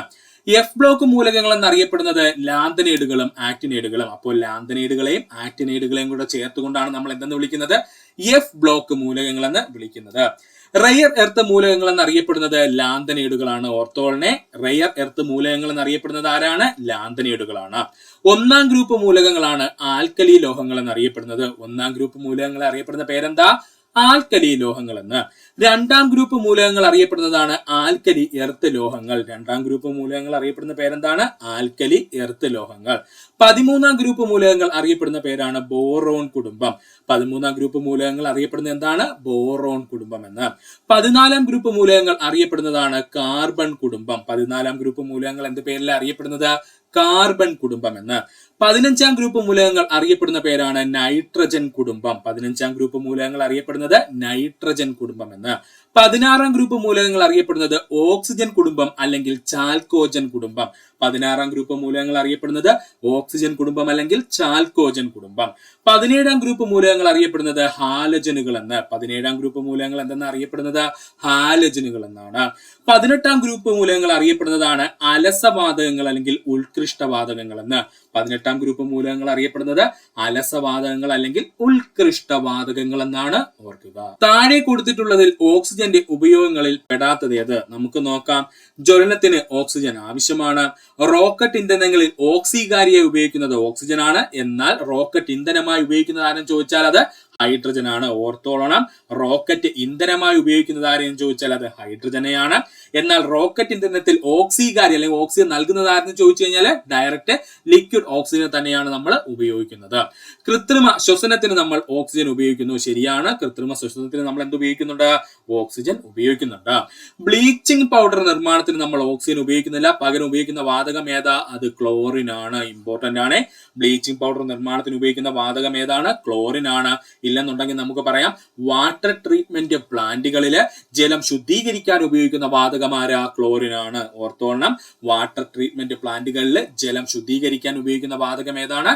ക്ലോറിൻ ആണ്. ഐസ് ഫാക്ടറികളിൽ കൂളന്റായി ഉപയോഗിക്കുന്ന വാതകം അമോണിയ. ഒരുപാട് തവണ PSC പ്രീവിയസ് ആയി ചോദിച്ചതാണ്. ഐസ് ഫാക്ടറികളിൽ കൂളന്റായി ഉപയോഗിക്കുന്ന വാതകം ഏതാ? അമോണിയയാണ്. ജ്വലനത്തെ നിയന്ത്രിക്കുന്ന വാതകം എന്നറിയപ്പെടുന്നത് നൈട്രജൻ ആണ്. ജ്വലനത്തെ നിയന്ത്രിക്കുന്ന വാതകം എന്നറിയപ്പെടുന്നത് നൈട്രജൻ ആണ്. സ്വയം കത്തുന്ന വാതകം എന്നറിയപ്പെടുന്നത് ഹൈഡ്രജൻ ആണ്. സ്വയം കത്തുന്ന വാതകം എന്നറിയപ്പെടുന്നത് ആരാ? ഹൈഡ്രജൻ ആണ്. തീ അണയ്ക്കുവാൻ ഉപയോഗിക്കുന്ന വാതകം കാർബൺ ഡൈ ഓക്സൈഡ് ആണ്. തീ അണയ്ക്കുവാൻ ഉപയോഗിക്കുന്ന വാതകം ഏതാണ്? കാർബൺ ഡൈ ഓക്സൈഡ് ആണ്. ബ്ലീച്ചിങ് പൗഡർ നിർമ്മാണത്തിന് ഉപയോഗിക്കുന്ന വാതകം ക്ലോറിൻ ആണ്. ബ്ലീച്ചിങ് പൗഡർ നിർമ്മാണത്തിന് ഉപയോഗിക്കുന്ന വാതകം ഏതാണ്? ക്ലോറിൻ ആണ്. ബൾബുകളിൽ നിറച്ചിരിക്കുന്ന വാതകം ആർഗൺ ആണ്. ബൾബുകളിൽ നിറച്ചിരിക്കുന്ന വാതകം ഏതാ? ആർഗൺ ആണ്. ഇപ്പോഴത്തെ LED ലാമ്പുകളല്ല ഉദ്ദേശിക്കുന്നത്. പണ്ട് കാലത്ത് ഉപയോഗിച്ചിരുന്ന ഫിലമെന്റ് ലാമ്പുകളിൽ നിറച്ചിരിക്കുന്ന വാതകം ഏതാ? ആർഗൺ ആണ്. പരസ്യ ബോർഡിലും ട്യൂബ് ലൈറ്റുകളിലും നിറച്ചിരിക്കുന്ന വാതകം നിയോൺ ആണ്. പരസ്യ ബോർഡുകളിലും ട്യൂബ് ലൈറ്റുകളിലും ഉപയോഗിച്ചിരിക്കുന്ന വാതകം ഏതാണ്? അത് നിയോൺ ആണ്. ഭക്ഷ്യവസ്തുക്കൾക്ക് ചുവപ്പ് നിറം നൽകാൻ ഉപയോഗിക്കുന്ന കൃത്രിമ രാസവസ്തു ഏതാണ്? ഉത്തരം കാർമോസിൻ ആണ്. ഭക്ഷ്യവസ്തുക്കൾക്ക് ചുവപ്പ് നിറം നൽകാൻ ഉപയോഗിക്കുന്ന കൃത്രിമ രാസവസ്തു ഏതാ? കാർമോസിൻ ആണ്. ഇതുപോലെ തന്നെ ഭക്ഷ്യവസ്തുക്കൾക്ക് ചുവപ്പ് നിറം നൽകാൻ ഉപയോഗിക്കുന്ന മറ്റു രാസവസ്തുക്കൾ ഏതൊക്കെയാ സുഹൃത്തുക്കളെ? ഭക്ഷ്യവസ്തുക്കൾക്ക് ചുവപ്പ് നിറം നൽകാൻ ഉപയോഗിക്കുന്ന മറ്റൊരു രാസവസ്തുവാണ് പോൺസിഫോർ എന്നറിയപ്പെടുന്നത്. എന്താണ്? പോൺസിഫോർ എന്ന് അറിയപ്പെടുന്നത്. അതുപോലെ തന്നെയാണ് എറിത്രോസൈൻ. ഓർത്തോളനെ ആരാണ്? എറിത്രോസൈൻ. ആരാണ്? എറിത്രോസൈൻ എന്ന് പറയുന്നതും എന്തിനുദാഹരണമാ? നമ്മുടെ ഭക്ഷണ വസ്തുക്കൾക്ക് ചുവപ്പ് നിറം നൽകാൻ ഉപയോഗിക്കുന്ന കൃത്രിമ രാസവസ്തുവാണ്. അതുപോലെ തന്നെ പഠിക്കേണ്ടതാണ് അലൂറ റെഡ്. ഓർത്തോളണം, അലൂറ റെഡ് എന്ന് പറയുന്നത് എന്തിനുപയോഗിക്കുന്നതാ? ഭക്ഷ്യവസ്തുക്കൾക്ക് ചുവപ്പ് നിറം നൽകാൻ ഉപയോഗിക്കുന്ന കൃത്രിമ രാസവസ്തുക്കളാണ്. അപ്പോ ഭക്ഷ്യവസ്തുക്കൾക്ക് ചുവപ്പ് നിറം നൽകാൻ ഉപയോഗിക്കുന്ന കൃത്രിമ രാസവസ്തുക്കൾ ഏതൊക്കെയാ? ഒന്ന് കാർമോസിൻ എന്ന് പറയും, മറ്റൊന്ന് പോൺസിഫോർ എന്ന് പറയും, പിന്നെ ഒന്ന് എറിത്രോസൈൻ, മറ്റൊന്ന് അലൂറ റെഡ്. ഏതാണ്? അലൂറ റെഡ്. എന്തിനാ ടാട്രസിൻ ഉപയോഗിക്കുന്നത്? ടാട്രസിൻ എന്ന് പറയുന്നത് ഭക്ഷ്യവസ്തുക്കൾക്ക് മഞ്ഞ നിറം ലഭിക്കുന്നതിന് വേണ്ടി ഉപയോഗിക്കുന്നതാണ്. ആരെ? ടാട്രസിനെ. ഓർത്തോളനെ, ടാട്രസിൻ എന്തിനാ ഉപയോഗിക്കുന്നത്? ഭക്ഷ്യവസ്തുക്കൾക്ക് കൃത്രിമമായ മഞ്ഞ നിറം നൽകാൻ ഉപയോഗിക്കുന്ന രാസവസ്തുവാണ് ടാട്രസിൻ എന്ന് പറയുന്നത്. ടാട്രസിനോടൊപ്പം മഞ്ഞ നിറം നൽകാൻ ഉപയോഗിക്കുന്ന മറ്റൊരു കൃത്രിമ നിറമാണ് സൺഷൈൻ യെല്ലോ. ഓർത്തോളനെ, സൺഷൈൻ യെല്ലോ എന്തിനാ ഉപയോഗിക്കുന്നത്? നമ്മുടെ ഭക്ഷ്യവസ്തുക്കൾക്ക് മഞ്ഞ നിറം നൽകാനായിട്ടാണ് ഉപയോഗിക്കുന്ന രാസവസ്തുവാണ്. ഇനി ഇൻഡിഗോ കാർമൈൻ എന്ന് പറഞ്ഞു കഴിഞ്ഞാൽ അതെന്തിനാ ഉപയോഗിക്കുന്നതെന്ന് ചോദിച്ചാൽ നീല നിറം ലഭിക്കുന്നതിന് വേണ്ടിയിട്ടാണ് കേട്ടോ. ഭക്ഷ്യവസ്തുക്കൾക്ക് നീല നിറം ലഭിക്കാനായിട്ട് ഉപയോഗിക്കുന്ന കൃത്രിമ രാസവസ്തുവാണ് ഇൻഡിഗോ കാർമൈൻ എന്ന് പറയുന്നത്. ഇതുപോലെ നീല നിറം ലഭിക്കുന്നതിന് വേണ്ടിയിട്ട് ഉപയോഗിക്കുന്ന മറ്റൊരു രാസവസ്തു ഉണ്ട്. അവന്റെ പേരാണ് ബ്രില്യന്റ് ബ്ലൂ. എന്താണ്? ബ്രില്യന്റ് ബ്ലൂ എന്ന് പറയും. ഇതുകൂടെ ഒന്ന് ഓർത്ത് വെച്ചോളണേ. അപ്പോൾ ബ്രില്യന്റ് ബ്ലൂ എന്ന് പറഞ്ഞാൽ നീല നിറം നൽകുന്നു. ആർക്ക്? ഭക്ഷ്യവസ്തുക്കൾക്ക്. അതുപോലെ തന്നെ ഇൻഡിഗോ കാർമൈനും എന്ത് നിറമാണ് നൽകുന്നത്? നീല നിറമാണ് ഭക്ഷ്യവസ്തുക്കൾക്ക് നൽകുന്നത്. ഇവയെല്ലാം കൃത്രിമ രാസവസ്തുക്കളാണ്. അതുപോലെ തന്നെയാണ് ഫാസ്റ്റ് ഗ്രീൻ. ഫാസ്റ്റ് ഗ്രീന്റെ ഗ്രീൻ തന്നെയാണ് ഉത്തരം. എന്താണ്? ഭക്ഷ്യവസ്തുക്കൾക്ക് പച്ച നിറം നൽകാൻ ഉപയോഗിക്കുന്നതാണ് ആരെന്ന് പറയുന്നത്? ഫാസ്റ്റ് ഗ്രീൻ എന്ന് പറയുന്നത്. ഭക്ഷ്യവസ്തുക്കൾക്ക് പച്ച നിറം നൽകാൻ ഉപയോഗിക്കുന്ന കൃത്രിമ രാസവസ്തുവാണ് ഫാസ്റ്റ് ഗ്രീൻ എന്ന് പറയുന്നത്. ഇത്രയും പോയിന്റ് ഓർക്കുക. ഒന്നുകൂടി പറഞ്ഞുതരാൻ സുഹൃത്തുക്കളെ ശ്രദ്ധിക്കുക. കാർമോസിൻ എന്ന് പറഞ്ഞു കഴിഞ്ഞാല് ഭക്ഷ്യവസ്തുക്കൾക്ക് ചുവപ്പ് നിറം നൽകാൻ ഉപയോഗിക്കുന്ന കൃത്രിമ രാസവസ്തുവാണ്. അതിനോടൊപ്പം ഉപയോഗിക്കുന്ന മറ്റു കൃത്രിമ രാസവസ്തുക്കളാണ് പോൺസിഫോർ, എറിത്രോസൈൻ, അതുപോലെ അലൂറ റെഡ് എന്നിവ. ഇനി ടാട്രസിൻ എന്ന് പറയുന്നത് ഭക്ഷ്യവസ്തുക്കൾക്ക് മഞ്ഞ നിറം നൽകാൻ ഉപയോഗിക്കുന്ന രാസവസ്തുവാണ്. അതിനോടൊപ്പം ഉപയോഗിക്കുന്നതാണ് സൺഷൈൻ യെല്ലോ എന്ന് പറയുന്നത്. അതുപോലെ തന്നെ ഭക്ഷ്യവസ്തുക്കൾക്ക് നീല നിറം ലഭിക്കാൻ ഉപയോഗിക്കുന്ന രാസവസ്തുവാണ് ഇൻഡിഗോ കാർമൈൻ എന്ന് പറയുന്നത്. ഇൻഡിഗോ കാർമൈൻ കൂടാതെ ഉപയോഗിക്കുന്ന മറ്റൊരു രാസവസ്തുവാണ് ബ്രില്യന്റ് ബ്ലൂ എന്ന് പറയുന്നത്. ഇനി ഭക്ഷ്യവസ്തുക്കൾക്ക് പച്ച നിറം ലഭിക്കുന്നതിന് വേണ്ടി ഉപയോഗിക്കുന്ന രാസവസ്തുവാണ് ഫാസ്റ്റ് ഗ്രീൻ എന്ന് പറയുന്നത്. അതുകൂടെ ഒന്ന് ഓർക്കുക. താഴെ കൊടുത്തിരിക്കുന്ന സംയുക്തങ്ങളിൽ നിന്നും ജലത്തിൽ ഭാഗികമായി ലയിക്കുന്നത് കണ്ടെത്തുക. ഭാഗികമായി ലയിക്കുന്നത് എന്നല്ല, ജലത്തിൽ പൂർണ്ണമായും ലയിക്കുന്നത് എന്നാണ് ഇവിടെ ഉദ്ദേശിക്കേണ്ടത്. കാരണം ബാക്കി പറഞ്ഞിരിക്കുന്നതെല്ലാം ഭാഗികമായി മാത്രമേ ജലത്തിൽ ലയിക്കത്തുള്ളൂ. അപ്പൊ താഴെ കൊടുത്തിരിക്കുന്ന സംയുക്തങ്ങളിൽ നിന്നും ജലത്തിൽ പൂർണ്ണമായും ലയിക്കുന്നത് കണ്ടെത്താൻ ചോദിച്ചു കഴിഞ്ഞാൽ അത് എഥിലീൻ ഗ്ലൈക്കോൾ ആണ് കേട്ടോ. ഓർത്തോളനെ, പൂർണ്ണമായും ജലത്തിൽ ലയിക്കുന്നതിൽ ആരാണ്? എഥിലീൻ ഗ്ലൈക്കോൾ ആണ്. അപ്പോ ഇതെങ്ങനെ കണ്ടെത്താന്ന് ചോദിച്ചാൽ വേറെ ഒരു മാർഗവും ഇല്ല. ജലത്തിൽ ഭാഗികമായി ലയിക്കുന്ന സംയുക്തങ്ങളെന്ന് നമ്മൾ കുറച്ച് പഠിച്ചു വെക്കണം. ജലം എന്ന് പറയുന്നത് നമുക്കറിയാം സാർവിക ലായകം എന്നാണ് അറിയപ്പെടുന്നത് അല്ലെ. സാർവിക ലായകം എന്നറിയപ്പെടുന്ന ജലം. അതായത് ജലത്തിനകത്ത് നമ്മുടെ ഭൂമിയിൽ കാണുന്ന ഒട്ടുമിക്ക സംയുക്തങ്ങളും അങ്ങ് ലയിച്ചു ചേരും. അതുകൊണ്ട് നമ്മൾ ജലത്തിനെ സാർവിക ലായകം നിർണായകം എന്ന് വിളിക്കുന്നു. എന്നാൽ ചില സാധനങ്ങൾ എന്ത് ചെയ്യത്തില്ല, ജലത്തിൽ ലയിക്കത്തില്ല, ഒരു ഭാഗികമായി മാത്രമേ ലയിക്കുകയുള്ളൂ. അവന്മാരെ ഓർത്തു വെച്ചോളണം. അപ്പോൾ ജലത്തിൽ ഭാഗികമായി ലയിക്കുന്ന സംയുക്തങ്ങൾ ഏതൊക്കെയെന്ന് ചോദിച്ചാൽ phenol, pentanol, calcium hydroxide, lead sulphate, silver chloride, butanol, di ethyne ether, benzoic acid, caffeine, cholesterol, calcium sulphate, barium sulphate, silver acetate. ഓർക്കണം, ജലത്തില് ഭാഗികമായി ലയിക്കുന്ന സംയുക്തങ്ങൾ ഏതൊക്കെയെന്ന് ചോദിച്ചാല് phenol, pentanol, calcium hydroxide, lead sulphate, silver chloride, butanol, di ethyne ether, benzoic acid, caffeine, cholesterol, calcium sulphate, barium sulphate, silver acetate. ഒന്നുകൂടെ പറയാൻ ശ്രദ്ധിച്ചിരുന്നോളെ, ജലത്തിൽ ഭാഗികമായി ലയിക്കുന്ന സംയുക്തങ്ങൾ ഏതൊക്കെയാ സുഹൃത്തുക്കളെ? Phenol, pentanol, calcium hydroxide, lead sulphate, silver chloride, butanol, di ethyne ether, benzoic acid, caffeine, cholesterol, calcium sulphate, barium sulphate, silver acetate എന്നിവയാണ്. നിർമ്മാണ വേളയിൽ ചൂടായ അവസ്ഥയിൽ മൃദുവായിരിക്കുകയും എന്നാൽ തണുപ്പിക്കുമ്പോൾ സ്ഥിരമായി ദൃഢമാവുകയും ചെയ്യുന്ന പ്ലാസ്റ്റിക്കുകളാണ് തെർമോസെറ്റിംഗ് പ്ലാസ്റ്റിക്കുകൾ എന്നറിയപ്പെടുന്നത്. കണ്ടോ, വാക്കിനകത്ത് സെറ്റിംഗ് എന്ന് കാണുന്നത്, സെറ്റായവങ്ങിരിക്കും കേട്ടോ. ഓർക്കണം, നിർമ്മാണ വേളയിൽ ചൂടായ അവസ്ഥയിൽ മൃദുവായിരിക്കുകയും എന്നാൽ തണുപ്പിക്കുമ്പോൾ സ്ഥിരമായി ദൃഢമാവുകയും ചെയ്യുന്ന പ്ലാസ്റ്റിക്കാണ് തെർമോസെറ്റിംഗ് പ്ലാസ്റ്റിക്കുകൾ എന്ന് അറിയപ്പെടുന്നത്. ചൂടാകുമ്പോൾ രാസമാറ്റം അഥവാ കെമിക്കൽ ചേഞ്ച് സംഭവിക്കുന്ന പ്ലാസ്റ്റിക്കുകളാണ് തെർമോസെറ്റിംഗ് പ്ലാസ്റ്റിക്കുകൾ എന്നറിയപ്പെടുന്നത്. ചൂടാക്കുമ്പോൾ രാസമാറ്റം സംഭവിക്കുന്ന പ്ലാസ്റ്റിക്കുകളാണ് തെർമോസെറ്റിംഗ് പ്ലാസ്റ്റിക്കുകൾ. ചൂടാക്കുമ്പോൾ ഭൗതിക മാറ്റം അതായത് ഫിസിക്കൽ സ്റ്റേറ്റ് മാത്രം വ്യത്യാസം സംഭവിക്കുന്ന പ്ലാസ്റ്റിക്കുകളാണ് തെർമോ പ്ലാസ്റ്റിക്കുകൾ എന്നറിയപ്പെടുന്നത്. ചൂടാക്കുമ്പോൾ ഭൗതിക മാറ്റം അതായത് ഫിസിക്കൽ സ്റ്റേറ്റിൽ മാത്രം മാറ്റം സംഭവിക്കുന്ന പ്ലാസ്റ്റിക്കുകൾ അറിയപ്പെടുന്ന പേരാണ് തെർമോ പ്ലാസ്റ്റിക് എന്ന്. വീണ്ടും ഉപയോഗിക്കാൻ കഴിയുന്ന പ്ലാസ്റ്റിക് എന്നറിയപ്പെടുന്നത് തെർമോ പ്ലാസ്റ്റിക് ആണ്. അതായത് റീസൈക്കിൾ ചെയ്ത് നമുക്ക് ഉപയോഗിക്കാൻ കഴിയുന്ന പ്ലാസ്റ്റിക് എന്നറിയപ്പെടുന്നത് തെർമോ പ്ലാസ്റ്റിക്കുകളാണ്. പുനരുപയോഗിക്കാൻ കഴിയാത്ത പ്ലാസ്റ്റിക് എന്നറിയപ്പെടുന്നത് തെർമോസെറ്റിംഗ് പ്ലാസ്റ്റിക് ആണ്. ഓർക്കുക, പുനരുപയോഗിക്കാൻ കഴിയാത്ത പ്ലാസ്റ്റിക് എന്നറിയപ്പെടുന്നത് ഏതാ? തെർമോസെറ്റിംഗ് പ്ലാസ്റ്റിക് ആണ്. ഇനി നമുക്ക് നോക്കുവാനുള്ളത് തെർമോ പ്ലാസ്റ്റിക്കുകൾക്ക് ഉദാഹരണമാണ് നമ്മൾ ഇനി നോക്കാൻ പോകുന്നത്. ശ്രദ്ധിക്കുക, തെർമോ പ്ലാസ്റ്റിക്കുകൾക്ക് ഉദാഹരണം പോളി എഥിലീൻ, പോളിവിനൈൽ ക്ലോറൈഡ് അഥവാ PVC, nylon, acrylo nitrile butadiene, styrene poly carbonate. ഓർത്തോളണേ, തെർമോ പ്ലാസ്റ്റിക്കുകൾക്ക് ഉദാഹരണം ചോദിച്ചാൽ പോളി എഥിലീൻ, പോളിവിനൈൽ ക്ലോറൈഡ് അഥവാ PVC, nylon, acrylo nitrile butadiene, styrene, അതുപോലെ പോളി കാർബണേറ്റ്. ഇത്രയും തെർമോ പ്ലാസ്റ്റിക്കിന് ഉദാഹരണമാണ്. ഇനി തെർമോ സെറ്റിംഗ് പ്ലാസ്റ്റിക്കുകൾക്ക് ഉദാഹരണം ചോദിച്ചു കഴിഞ്ഞാൽ ശ്രദ്ധിച്ചോളണം. തെർമോ സെറ്റിംഗ് പ്ലാസ്റ്റിക്കുകൾക്ക് ഉദാഹരണം ചോദിച്ചു കഴിഞ്ഞാൽ bakelite, polyester, melamine, formaldehyde, urea, formaldehyde, epoxy റെസിനുകൾ, പോളി യൂറിത്തേൻ. ഓർക്കണേ, തെർമോ സെറ്റിംഗ് പ്ലാസ്റ്റിക്കുകൾക്ക് ഉദാഹരണം ചോദിച്ചു കഴിഞ്ഞാൽ ബേക്കലൈറ്റ്, പോളിയസ്റ്റർ, അതുപോലെ melamine, formaldehyde, urea, formaldehyde, epoxy റെസിനുകൾ, പോളി യൂറിത്തേൻ എന്നിവയാണ്. ഓർക്കുക, സ്റ്റെയിൻലെസ് സ്റ്റീൽ നിർമ്മിക്കുവാൻ ഇരുമ്പിൽ ചേർക്കുന്ന ലോഹം ഏതാണ്? ഉത്തരം നിക്കലാണ്. ഓർത്തോളനെ, സ്റ്റെയിൻലെസ് സ്റ്റീൽ നിർമ്മിക്കുവാൻ ഇരുമ്പിൽ ചേർക്കുന്ന ലോഹം ഏതാണ്? നിക്കലാണ്. ഒന്നോ അതിലധികമോ ലോഹങ്ങൾ ചേർത്ത് സ്റ്റീലാണ് അലോയ് സ്റ്റീൽ എന്നറിയപ്പെടുന്നത്. ഒന്നോ അതിലധികമോ ലോഹങ്ങൾ ചേർത്ത സ്റ്റീൽ അറിയപ്പെടുന്ന പേരാണ് അലോയ് സ്റ്റീൽ എന്ന്. വിവിധ ഗുണങ്ങളുള്ള സ്റ്റീൽ ലഭിക്കാനായി ഇരുമ്പിൽ സാധാരണയായി ചേർക്കുന്ന ലോഹങ്ങളാണ് nickel, chromium, manganese, titanium, tungsten, vanadium എന്നിവ. ഓർത്തു വെച്ചോളണം, വിവിധ ഗുണങ്ങളുള്ള സ്റ്റീൽ ലഭിക്കുന്നതിനായി ഇരുമ്പിൽ സാധാരണയായി ചേർക്കുന്ന ലോഹങ്ങൾ ഏതൊക്കെയാ? നിക്കല്, chromium, manganese, titanium, tungsten, vanadium എന്നിവയാണ്. ഇവിടെ ക്വസ്റ്റ്യനിൽ സ്റ്റെയിൻലെസ് സ്റ്റീൽ നിർമ്മിക്കാൻ ഉപയോഗിക്കുന്ന ഇരുമ്പിൽ ചേർക്കുന്ന ലോഹം എന്ന് ചോദിച്ചു കഴിഞ്ഞാൽ അതാരാണ്? നിക്കലാണ്. അല്ലാതെ പിന്നെ ഇരുമ്പിൽ ചേർക്കുന്ന മറ്റു ലോഹങ്ങൾ ഏതൊക്കെയുണ്ട്? ക്രോമിയം ചേർക്കാറുണ്ട്, മാംഗനീസ് ചേർക്കാറുണ്ട്, ടൈറ്റാനിയം ചേർക്കാറുണ്ട്, ടങ്സ്റ്റൺ ചേർക്കാറുണ്ട്, വനേഡിയവും ചേർക്കാറുണ്ട്.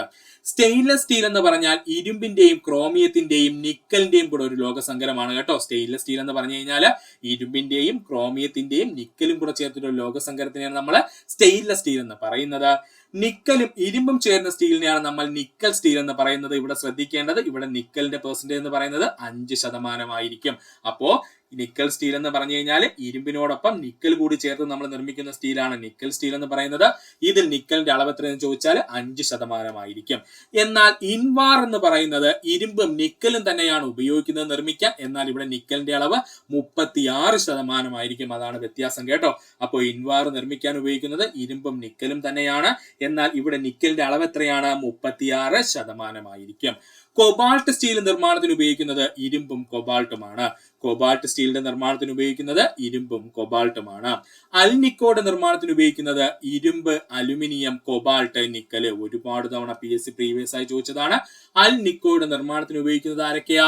ഇരുമ്പ്, അലുമിനിയം, നിക്കല്, കൊബാൾട്ട്. അൽനിക്കോയുടെ നിർമ്മാണത്തിന് ഉപയോഗിക്കുന്നത് ആരൊക്കെയാ? ഇരുമ്പ്, അലുമിനിയം, കൊബാൾട്ട്, നിക്കല്. ടങ്സ്റ്റൻ സ്റ്റീൽ നിർമ്മിക്കാൻ ഉപയോഗിക്കുന്നത് ടങ്സ്റ്റനും ഇരുമ്പുമാണ്. ടങ്സ്റ്റൻ സ്റ്റീൽ നിർമ്മിക്കാൻ ഉപയോഗിക്കുന്നത് ടങ്സ്റ്റനും ഇരുമ്പുമാണ്. നിക്രോം നിർമ്മിക്കാൻ ഉപയോഗിക്കുന്നത് നിക്കൽ, ക്രോമിയം, ഇരുമ്പ് എന്നിവയാണ്. നിക്രോം നിർമ്മിക്കാൻ ഉപയോഗിക്കുന്നത് നിക്കൽ, ക്രോമിയം, ഇരുമ്പ് എന്നിവയാണ്. ക്രോം സ്റ്റീൽ നിർമ്മിക്കാൻ ഉപയോഗിക്കുന്നത് ഇരുമ്പും ക്രോമിയവുമാണ്. തെറ്റിപ്പോവല്ലേ. നിക്രോം നിർമ്മിക്കാൻ ഉപയോഗിക്കുന്നത് നിക്കലും ക്രോമിയവും ഇരുമ്പുമാണെങ്കിൽ ക്രോം സ്റ്റീൽ നിർമ്മിക്കാൻ ഉപയോഗിക്കുന്നത് ഇരുമ്പും ക്രോമിയവുമാണ്. കോവാർ നിർമ്മിക്കാൻ ഉപയോഗിക്കുന്നത് ഇരുമ്പ്, കൊബാൾട്ട്, നിക്കൽ എന്നിവ ചേർത്താണ്. കോവാർ നിർമ്മിക്കാൻ ഉപയോഗിക്കുന്നത് ഇരുമ്പ്, നിക്കൽ, കൊബാൾട്ട് എന്നിവ ചേർത്താണ്. വായുകുമിളകൾ താഴെ നിന്നും ജലത്തിന്റെ ഉപരിതലത്തിലേക്ക് നീങ്ങുമ്പോൾ വികസിക്കുന്നു. ഇത് ഏതിന് ഉദാഹരണമാണ്? നമുക്ക് എല്ലാവർക്കും അറിയാം, ബോയിൽ നിയമത്തിന് ഉദാഹരണമാണ്. വായുകുമിളകൾ താഴെ നിന്നും ജലത്തിന്റെ ഉപരിതലത്തിലേക്ക് നീങ്ങുമ്പോൾ വികസിക്കുന്നു. ഇത് ഏതിന് ഉദാഹരണമാ? ബോയിൽ നിയമം.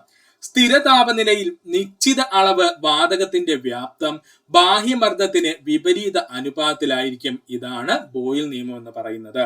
സ്ഥിര താപനിലയിൽ, അതായത് ടെമ്പറേച്ചർ എന്ന് പറയുന്നത് ഒരു കോൺസ്റ്റന്റ് വാല്യൂ ആയിരിക്കുന്ന സമയത്ത് ആ വാതകത്തിന്റെ വ്യാപ്തം എന്ന് പറയുന്നത് എന്തിന് ഇൻവേഴ്സ്ലി പ്രൊപ്പോർഷണൽ ആയിരിക്കും എന്നാ പറഞ്ഞിരിക്കുന്നത്? അത് ബാഹ്യമർദ്ദം, അതായത് പ്രഷറിന് ഇൻവേഴ്സ്ലി പ്രൊപ്പോർഷണൽ ആയിരിക്കും, അല്ലെങ്കിൽ വിപരീത അനുപാതത്തിലായിരിക്കും എന്നാണ് എന്ത് പറഞ്ഞിരിക്കുന്നത്? ബോയിൽ നിയമം പറഞ്ഞിരിക്കുന്നത്.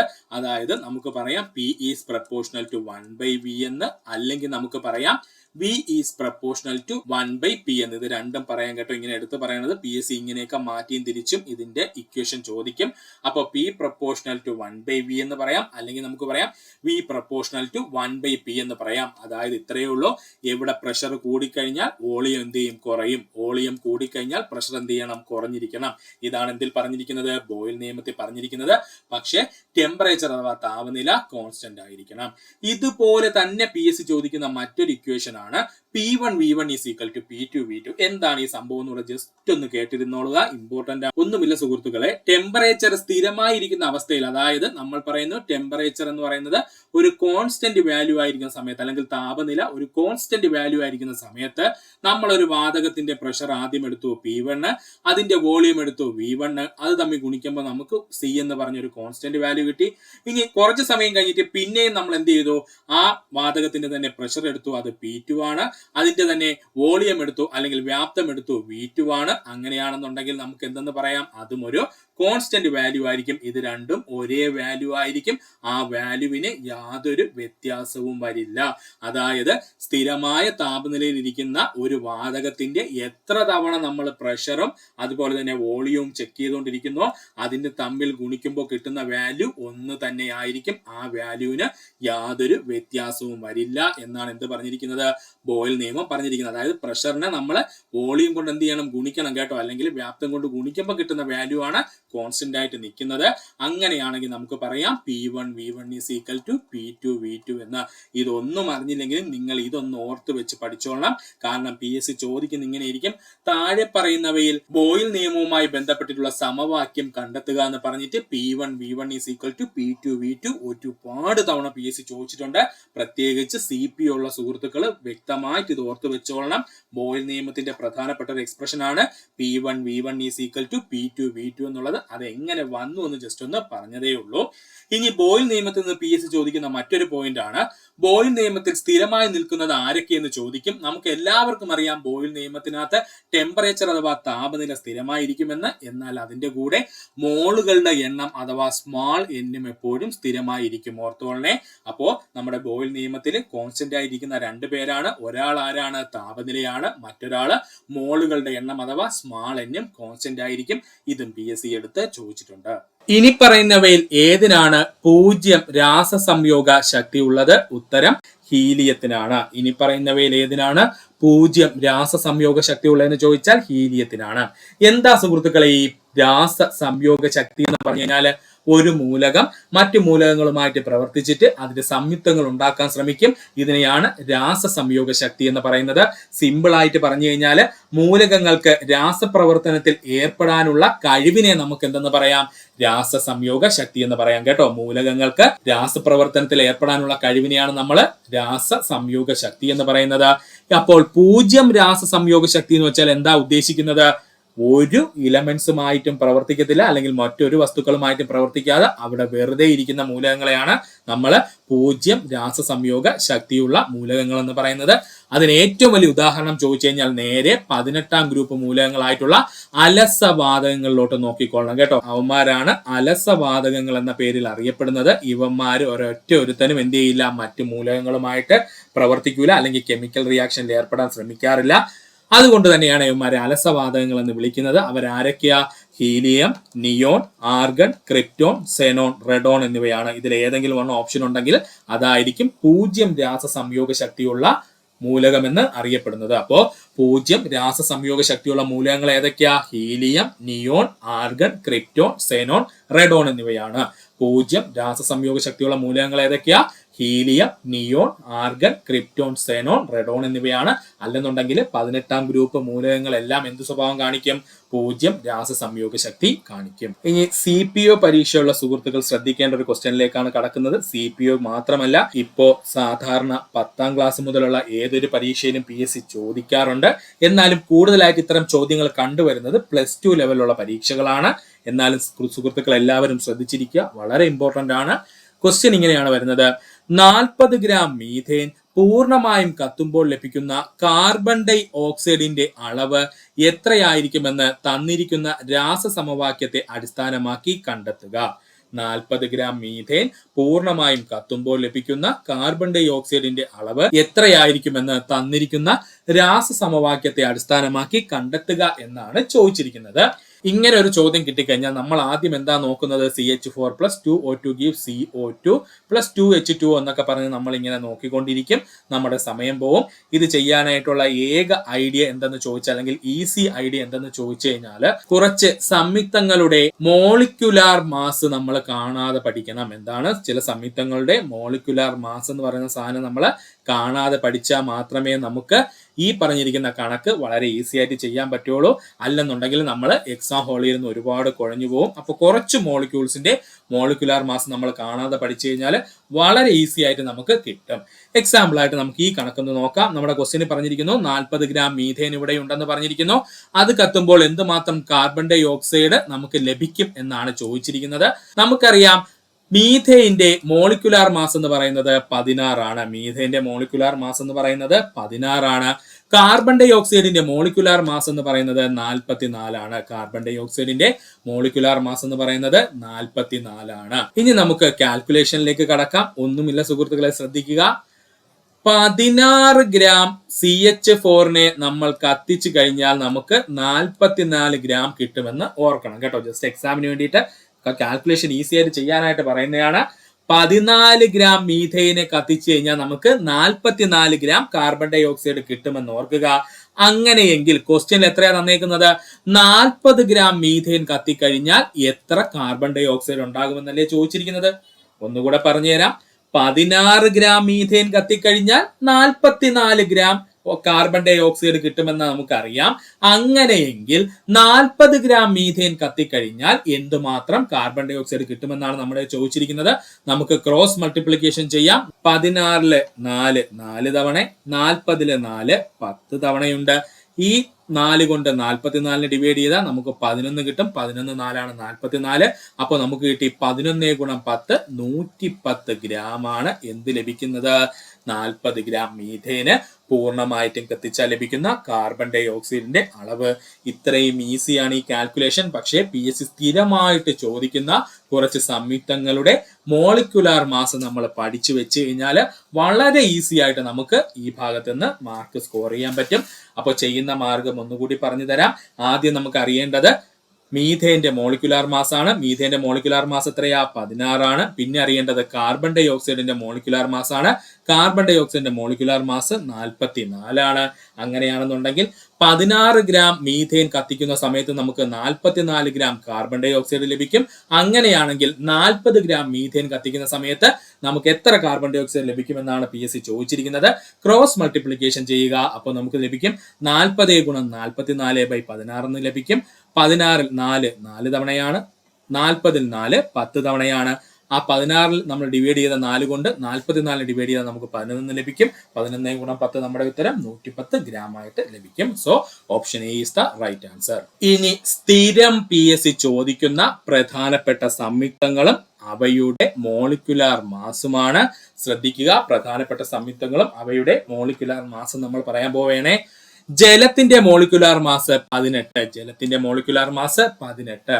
സോഡിയം ക്ലോറൈഡിന്റെ മോളിക്കുലാർ മാസ് 58. സോഡിയം ക്ലോറൈഡിന്റെ മോളിക്കുലാർ മാസ് 58. കാർബൺ ഡൈ ഓക്സൈഡിന്റെ മോളിക്കുലാർ മാസ് 44. കാർബൺ ഡൈ ഓക്സൈഡിന്റെ മോളിക്കുലാർ മാസ് 44. സൾഫ്യൂരിക് ആസിഡിന്റെ മോളിക്കുലാർ മാസ് 98. ഡിഗ്രി ലെവലുള്ളവർ പഠിച്ചു വെച്ചോളണം. സൾഫ്യൂരിക് ആസിഡിന്റെ മോളിക്കുലാർ മാസ് 98. കാൽഷ്യം കാർബണേറ്റിന്റെ മോളിക്കുലാർ മാസ് 100 ആണ്. കാൽഷ്യം കാർബണേറ്റിന്റെ മോളിക്കുലാർ മാസ് 100 ആണ്. ഡിഗ്രി ലെവലുള്ളവർ പഠിച്ചു വെക്കുക. അമോണിയയുടെ മോളിക്കുലാർ മാസ് 17. അമോണിയയുടെ മോളിക്കുലാർ മാസ് 17 ആണ്. മീഥേന്റെ മോളിക്കുലാർ മാസ് നമ്മൾ പറഞ്ഞു 16 ആണ്. മീഥേന്റെ മോളിക്കുലാർ മാസ് എത്രയാണ്? 16 ആണ്. ഗ്ലൂക്കോസിന്റെ മോളിക്കുലാർ മാസ് 180 ആണ്. CPO-കാര് നോക്കി വെച്ചോളണം. ഗ്ലൂക്കോസിന്റെ മോളിക്കുലാർ മാസ് 180 ആണ്. സൂക്രോസിന്റെ മോളിക്കുലാർ മാസ് 342 ആണ്. ഡിഗ്രി ലെവലുകാർ നോക്കിക്കോളണേ. സൂക്രോസിന്റെ മോളിക്കുലാർ മാസ് എത്രയാണ്? 342 ആണ്. ഒന്നുകൂടെ ആവർത്തിക്കാം. PSC ചോദിച്ചുള്ള മുഴുവൻ സൊല്യൂഷൻസും നമ്മളിവിടെ എടുത്തിട്ടുണ്ട്. ഏതൊക്കെയാണ്? ജലത്തിന്റെ മോളിക്കുലാർ മാസ് 18, സോഡിയം ക്ലോറൈഡ് അഥവാ ഉപ്പിന്റെ മോളിക്കുലാർ മാസ് 58, കാർബൺ ഡൈ ഓക്സൈഡിന്റെ മോളിക്കുലാർ മാസ് 44, സൾഫ്യൂരിക് ആസിഡിന്റെ മോളിക്കുലാർ മാസ് 98, ഹൈഡ്രോക്ലോറിക് ആസിഡിന്റെ മോളിക്കുലാർ മാസ് 36, കാൽസ്യം കാർബണേറ്റിന്റെ മോളിക്കുലാർ മാസ് 100 ആണ്. അമോണിയയുടെ മോളിക്കുലാർ മാസ് 17, മീഥേന്റെ മോളിക്കുലാർ മാസ് 16, ഗ്ലൂക്കോസിന്റെ മോളിക്കുലാർ മാസ് 180, സൂക്രോസിന്റെ മോളിക്കുലാർ മാസ് 342. ചുവടെ കൊടുത്തിരിക്കുന്നവയിൽ ലൂയിസ് ആസിഡ് ഏതാണ്? ഉത്തരം ബേരിയം ക്ലോറൈഡ് ആണ് കേട്ടോ. ഓർത്തോളണേ, ഇമ്പോർട്ടന്റ് ആണ്. ചുവടെ കൊടുത്തിരിക്കുന്നവയിൽ ലൂയിസ് ആസിഡ് ഏതാണ്? ബേരിയം ക്ലോറൈഡ് അഥവാ BCl3 ആണ്. എന്താ സുഹൃത്തുക്കളെ ലൂയിസ് ആസിഡുകൾ എന്ന് പറഞ്ഞാല്? പദാർത്ഥങ്ങൾ തമ്മിൽ രാസപ്രവർത്തനത്തിൽ പങ്കെടുക്കുമ്പോൾ ഒരു ജോഡി ഇലക്ട്രോണുകളെ സ്വീകരിക്കാൻ കഴിവുള്ള പദാർത്ഥങ്ങളെ ലൂയിസ് ആസിഡുകൾ എന്നറിയപ്പെടുന്നു. പദാർത്ഥങ്ങൾ തമ്മിൽ രാസപ്രവർത്തനത്തിൽ ഏർപ്പെടുമ്പോൾ ഒരു ജോഡി ഇലക്ട്രോണുകളെ സ്വീകരിക്കാൻ കഴിവുള്ള പദാർത്ഥങ്ങൾ എന്തെന്ന് വിളിക്കുന്നു? ലൂയിസ് ആസിഡുകൾ എന്ന് വിളിക്കുന്നു. എന്താ ലൂയിസ് ബേസുകൾ എന്ന് പറഞ്ഞു കഴിഞ്ഞാൽ? പദാർത്ഥങ്ങൾ തമ്മിൽ രാസപ്രവർത്തനത്തിൽ പങ്കെടുക്കുമ്പോൾ ഒരു ജോഡി ഇലക്ട്രോണുകളെ വിട്ടുകൊടുക്കുവാൻ കഴിവുള്ള പദാർത്ഥങ്ങളെ ലൂയിസ് ബേസുകൾ എന്ന പേരിൽ അറിയപ്പെടുന്നു. പദാർത്ഥങ്ങൾ തമ്മിൽ രാസപ്രവർത്തനത്തിൽ പങ്കെടുക്കുമ്പോൾ ഒരു ജോഡി ഇലക്ട്രോണുകളെ വിട്ടുകൊടുക്കുവാൻ കഴിവുള്ള പദാർത്ഥങ്ങളെ ലൂയിസ് ബേസ് എന്ന പേരിൽ നമ്മൾ വിളിക്കുകയും ചെയ്യുന്നു. ഇതല്ല നമുക്ക് അറിയേണ്ടത്. നമുക്ക് പ്രധാനപ്പെട്ട ലൂയിസ് ആസിഡുകൾക്ക് ഉദാഹരണവും ലൂയിസ് ബേസിന് ഉദാഹരണവുമാണ് നോക്കാനുള്ളത്. നമുക്ക് നോക്കാം. ലൂയിസ് ആസിഡുകൾക്ക് ഉദാഹരണം ചോദിച്ചാൽ Fe3, Al3+, Cu2+, Mg2+, Bf3, Zn2+. ഓർത്തോണേ, Luis ആസിഡുകൾക്ക് ഉദാഹരണം ചോദിച്ചാൽ Fe3, Al3, Cu2+, Mg2+, Bf3, Zn2+. ഇവയാണ് പ്രധാനപ്പെട്ട ലൂയിസ് ആസിഡുകൾക്ക് ഉദാഹരണം. ലൂയിസ് ബേസുകൾക്ക് ഉദാഹരണം ചോദിച്ചാൽ ഹൈഡ്രോക്സൈഡ് അയോണ്, ഹാലൈഡ് അയോൺസ് ആയിട്ടുള്ള ഫ്ലൂറിൻ, ക്ലോറിൻ, ബ്രോമിൻ, അയഡിൻ. ഓർത്തോളണേ, ഹാലൈഡ് അയോൺസ് ആയിട്ടുള്ള ഫ്ലൂറിൻ, ക്ലോറിൻ, ബ്രോമിൻ, അയഡിൻ എന്നിവ എന്താണ്? ലൂയിസ് ബേസിന് ഉദാഹരണങ്ങളാണ്. Cyanide ion, hydride ion, alkaloid, അതുപോലെ അമോണിയ, വാട്ടർ എന്നിവ ലൂയിസ് ബേസിന് ഉദാഹരണമാണ്. വാട്ടർ ജലം എന്ന് പറയുന്നത് ലൂയിസ് ബേസിന് ഉദാഹരണമാണ്. അമോണിയ എന്ന് പറഞ്ഞാലും ലൂയിസ് ബേസിന് ഉദാഹരണമാണ്. ഇത് രണ്ടും PSC പ്രീവിയസ് ആയി ചോദിച്ചുള്ളതാണ് കേട്ടോ. അപ്പോൾ ലൂയിസ് ബേസിന് ഉദാഹരണം ചോദിച്ചു കഴിഞ്ഞാൽ ആരൊക്കെയാണ്? ഹൈഡ്രോക്സൈഡ് അയൺസ്, അതുപോലെ ഹാലൈഡ് അയോൺസ് ആയിട്ടുള്ള ഫ്ലൂറിൻ, ക്ലോറിൻ, ബ്രോമിൻ, അയഡിൻ എന്നിവ ഇതൊക്കെ അയോൺസുകളാണ് കേട്ടോ. അതായത് F-Cl-, Br-, I-. അതുപോലെ തന്നെ സൈനൈഡ് അയോൺസ് അല്ല Cn-, ഹൈഡ്രൈഡ് അയോൺസ് അഥവാ H-, ആൽക്കലോയിഡ്സ് അഥവാ RO-, അമോണിയ, അതുപോലെ വാട്ടർ എന്നിവ ലൂയിസ് ബേസിന് ഉദാഹരണങ്ങളാണ്. X ഒരു 2ാം ഗ്രൂപ്പ് മൂലകവും Y ഒരു 17ാം ഗ്രൂപ്പ് മൂലകവുമാണെങ്കിൽ X, Yയും ചേർന്ന് രൂപം കൊള്ളുന്ന സംയുക്തത്തിന്റെ രാസസൂത്രം എന്തായിരിക്കുമെന്നാണ് ചോദിച്ചിരിക്കുന്നത്. ക്വസ്റ്റ്യൻ ഒന്നുകൂടി ആവർത്തിക്കാം. X ഒരു 2ാം ഗ്രൂപ്പ് മൂലകവും Y എന്ന് പറയുന്നത് ഒരു 17ാം ഗ്രൂപ്പ് മൂലകവുമാണെങ്കിൽ Xഉം Yയും ചേർന്ന് രൂപം കൊള്ളുന്ന സംയുക്തത്തിന്റെ രാസസൂത്രം എന്തായിരിക്കുമെന്നാണ് ചോദിച്ചിരിക്കുന്നത്. സുഹൃത്തുക്കളെ, ഇത്തരത്തിലുള്ള ചോദ്യങ്ങൾ 3 രീതിയിലാണ് വരുന്നത്. പ്രധാനമായിട്ടും ക്വസ്റ്റ്യൻ പേപ്പറിൽ കണ്ടിട്ടുള്ളത് 3 രീതിയിലാണ്. ഒന്നുകിൽ എക്സിന് ഇത്ര വാലൻസി ഉണ്ടെന്ന് തന്നിരിക്കും, വൈയുടെ വാലൻസി നമ്മുടെ ക്വസ്റ്റ്യനിൽ തന്നിരിക്കും. എന്നിട്ട് PSC ചോദിക്കും എക്സും വൈയും തമ്മിൽ കൂടിച്ചേർന്ന് കഴിഞ്ഞാൽ ഉണ്ടാകുന്ന പദാർത്ഥത്തിന്റെ അല്ലെങ്കിൽ സംയുക്തത്തിന്റെ രാസസൂത്രം എന്തെന്ന് ചോദിക്കും. ഓക്കെ, ഇത് ഒന്നാമത്തെ സെറ്റ്. രണ്ടാമത്തെ സെറ്റ് എങ്ങനെയെന്ന് ചോദിച്ചാൽ നമ്മുടെ ഈ ക്വസ്റ്റ്യൻ പേപ്പറിൽ തന്നിരിക്കുന്നത് പോലെ എക്സ് എന്ന് പറഞ്ഞിരിക്കുന്ന 2ാം ഗ്രൂപ്പ് മൂലകമെന്നോ 3ാം ഗ്രൂപ്പ് മൂലകമോ എന്നൊക്കെ പറഞ്ഞിരിക്കും. എന്നിട്ട് വൈയും ഏതെങ്കിലും ഒരു ഗ്രൂപ്പിന്റെ മൂലകം എന്ന് പറഞ്ഞിരിക്കും. എന്നിട്ട് ഇവർ തമ്മിൽ ചേർന്ന് കഴിഞ്ഞാൽ രൂപം കൊള്ളുന്ന സംയുക്തത്തിന്റെ രാസസൂത്രം എന്താണെന്ന് കണ്ടുപിടിക്കണം. അപ്പോ 2ാം ഗ്രൂപ്പ് മൂലകത്തിന്റെ വാലൻസി എത്രയെന്ന് അറിയണം, അല്ലെങ്കിൽ 17ാം ഗ്രൂപ്പ് മൂലകത്തിന്റെ വാലൻസി എന്തെങ്കിലും അറിഞ്ഞാൽ മാത്രമേ നമുക്ക് ഇത്തരത്തിലൊരു പ്രോബ്ലം ചെയ്യാൻ കഴിയുള്ളൂ. ഇനി മൂന്നാമത്തെ രീതി എന്ന് പറഞ്ഞിരിക്കുന്നത് കൃത്യമായിട്ട് വാലൻസി നമുക്ക് തന്നിരിക്കും, പക്ഷേ എക്സിന്റെ വാലൻസി എന്ന് പറയുന്നത് ചിലപ്പോൾ 5 എന്നോ വൈയുടെ വാലൻസി ചിലപ്പോൾ 7 എന്നോ ഒക്കെ തന്നിരിക്കും. അങ്ങനെയാണെന്നുണ്ടെങ്കിൽ ഇവർ തമ്മിൽ ഉണ്ടാകുന്ന സംയുക്തത്തിന്റെ രാസസൂത്രം എന്തെന്നും ചോദിക്കും. ഈ 3 രീതിയിൽ മാത്രമേ ഇതുവരെയും PSC ഇങ്ങനെ ഒരു പ്രോബ്ലംസ് ചോദിച്ച് കണ്ടിട്ടുള്ളൂ. അപ്പൊ ആ 3 രീതി നമുക്കൊന്ന് എക്സ്പ്ലെയിൻ ചെയ്യാം. ഓക്കെ, ആദ്യം നമുക്ക് എക്സിന്റെ വാല്യൂ ഡയറക്റ്റ് തന്നിരിക്കുകയാണെന്ന് കരുതുക. ഡയറക്റ്റ് തന്നിരിക്കുന്ന മെത്തേഡ് നമുക്ക് ആദ്യം ഒന്ന് നോക്കാം. എക്സിന്റെ വാലൻസി എന്ന് പറഞ്ഞിട്ട് 2 തന്നിരിക്കുന്നു, വൈയുടെ വാലൻസി എന്ന് പറഞ്ഞിട്ട് 1 തന്നിരിക്കുന്നു എങ്കിൽ ഇതിന്റെ തമ്മിൽ കമ്പൈൻ ചെയ്തുണ്ടാവുന്ന സംയുക്തത്തിന്റെ രാസസൂത്രം ചോദിച്ചു കഴിഞ്ഞാൽ ഒന്നുമില്ല. വൈയുടെ വാലൻസി എടുത്ത് എക്സിന് കൊടുക്കുക, എക്സിന്റെ വാലൻസി എടുത്ത് വൈക്ക് കൊടുക്കുക. മനസ്സിലായല്ലോ?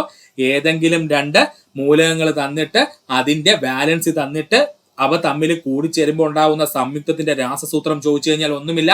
എക്സിന്റെ വാലൻസി എടുത്ത് വൈക്ക് കൊടുക്കുക, വൈയുടെ വാലൻസി എടുത്ത് ആർക്ക് കൊടുക്കുക? എക്സിന് കൊടുക്കുക. അങ്ങനെ ഉണ്ടെങ്കിൽ നമ്മുടെ രാസസൂത്രം എന്തായിട്ട് മാറും സുഹൃത്തുക്കളെ? വൈയുടെ വാലൻസി എക്സിന് കിട്ടിയോണ്ട് X1, ഇനി എക്സിന്റെ വാലൻസി വൈക്ക് കിട്ടിയോണ്ട് Y2. സ്വാഭാവികമായിട്ട് നമ്മൾ X1 Y1 എന്ന് പറയാറില്ല, പകരം X എന്ന് മാത്രമേ ഇടാറുള്ളൂ.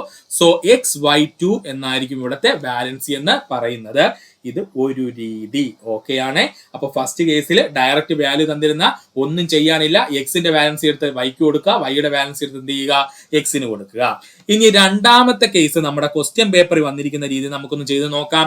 ഒന്നുമില്ല, എക്സിന് ഒരു 2ാം ഗ്രൂപ്പ് മൂലകമാണെന്ന് പറഞ്ഞിട്ടുണ്ട്. അങ്ങനെയാണെങ്കിൽ നിങ്ങൾ ഈ ചിത്രത്തിൽ കാണുന്ന ചാർട്ട് അങ്ങ് പഠിച്ചു വെക്കണം. 1ാം ഗ്രൂപ്പ് മൂലകത്തിന്റെ വാലൻസി +1 ആയിരിക്കും. പ്ലസോ മൈനസോ അത് നോക്കേണ്ട കാര്യമില്ല. 1ാം ഗ്രൂപ്പ് മൂലകത്തിന് 1 ആയിരിക്കും. 2ാം ഗ്രൂപ്പ് മൂലകത്തിന്റെ വാലൻസി 2 ആയിരിക്കും. 13ാം ഗ്രൂപ്പ് മൂലകത്തിന്റെ വാലൻസി 3 ആയിരിക്കും. 14ാം ഗ്രൂപ്പ് മൂലകത്തിന്റെ വാലൻസി 0 ആയിരിക്കും. 15ാം ഗ്രൂപ്പ് മൂലകത്തിന്റെ വാലൻസി 3 ആയിരിക്കും. 16ാം ഗ്രൂപ്പ് മൂലകത്തിന്റെ വാലൻസി 2 ആയിരിക്കും. 17ാം ഗ്രൂപ്പ് മൂലകത്തിന്റെ വാലൻസി 1 ആയിരിക്കും. 18ാം ഗ്രൂപ്പ് മൂലകത്തിന് വാലൻസി ഇല്ല. അതുപോലെ ലാന്തനൈഡുകൾക്കാണെങ്കിൽ വാലൻസി 3 ആയിരിക്കും. ആക്ടിനൈഡുകൾക്കാണെങ്കിൽ വാലൻസി 3 or 4 ആയിരിക്കാം. ഓർക്കണം, ഇമ്പോർട്ടന്റ് ആണ്. ഒന്നുകൂടെ പറഞ്ഞുതരാൻ ശ്രദ്ധിക്കുക. 1ാം ഗ്രൂപ്പ് മൂലകങ്ങളുടെ വാലൻസി 1 ആയിരിക്കും. 2ാം ഗ്രൂപ്പ് മൂലകങ്ങളുടെ വാലൻസി 2 ആയിരിക്കും. ഇനി 13ാം ഗ്രൂപ്പ് മൂലകങ്ങളുടെ വാലൻസി എത്രയെന്ന് ചോദിച്ചാൽ അത് 3 ആയിരിക്കും. 14ാം ഗ്രൂപ്പ് മൂലകങ്ങളുടെ വാലൻസി 0. 15ാം ഗ്രൂപ്പ് മൂലകങ്ങളുടെ വാലൻസി 3 ആണ്. 16ാം ഗ്രൂപ്പ് മൂലകങ്ങളുടെ വാലൻസി 2 ആണ്. 17ാം ഗ്രൂപ്പ് മൂലകങ്ങളുടെ വാലൻസി 1 ആണ്. 18ാം ഗ്രൂപ്പ് മൂലകങ്ങളുടെ വാലൻസി 0 ആണ്. അപ്പോൾ അതും കൂടെ ഒന്ന് ശ്രദ്ധിച്ചു വെച്ചോളണം. അതിനോടൊപ്പം ലാന്തനൈഡുകളുടെ വാലൻസി എപ്പോഴും 3 ആയിരിക്കും. ആക്ടിനുകളുടെ വാലൻസി ഒന്നുകിൽ 3 അല്ലെങ്കിൽ 4 ആയിരിക്കും. അപ്പോൾ ഇതിനിടയ്ക്ക് വരുന്ന 3 മുതൽ ഏകദേശം 12 വരെ ഉള്ളവർക്ക് എന്താണ് വ്യത്യസ്തമായിട്ടുള്ള ഓക്സിഡേഷൻ സ്വഭാവം അല്ലെങ്കിൽ ഓക്സിഡേഷൻ നമ്പർ കാണിക്കുന്നുണ്ട്. അത് നമുക്ക് നോക്കേണ്ട കാര്യമില്ല. അത് നമ്മുടെ മൂന്നാമത്തെ കേസിൽ വരുന്നതാണ് കേട്ടോ. അപ്പൊ നമുക്കത് അവിടെ നോക്കാം. അപ്പോ ഈ ഒരു പോയിന്റ് നമ്മൾ പഠിച്ചു കഴിഞ്ഞാൽ ഇനി നമുക്ക് ഈ കാൽക്കുലേഷൻ ഒന്ന് ചെയ്ത് നോക്കാം. നമ്മുടെ എന്താ പറഞ്ഞിരിക്കുന്നത്, എക്സ് ഒരു രണ്ടാം ഗ്രൂപ്പ് മൂലകമാണ്. രണ്ടാം ഗ്രൂപ്പ് മൂലകത്തിന്റെ വാലൻസി എപ്പോഴും +2 ആയിരിക്കും. അപ്പോൾ എക്സ് എന്ന് പറയുന്നത് എത്രയാണ്, 2 ആണെന്ന് നമുക്ക് കിട്ടി.